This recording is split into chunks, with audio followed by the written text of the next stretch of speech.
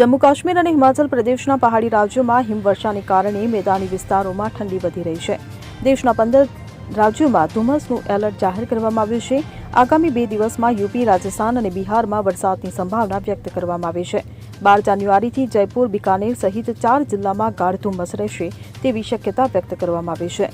જાન્યુઆરીમાં મધ્યપ્રદેશમાં ઠંડીમાં વધારો થયો છે. આ વર્ષે જાન્યુઆરીમાં પહેલીવાર આટલી ઠંડી પડી રહી છે. રાજ્યના એકમાત્ર હિલ સ્ટેશન પચમઢીમાં તાપમાનનો પારો 0.2 ડિગ્રીએ પહોંચી ગયો છે. Bureau report CN24 news.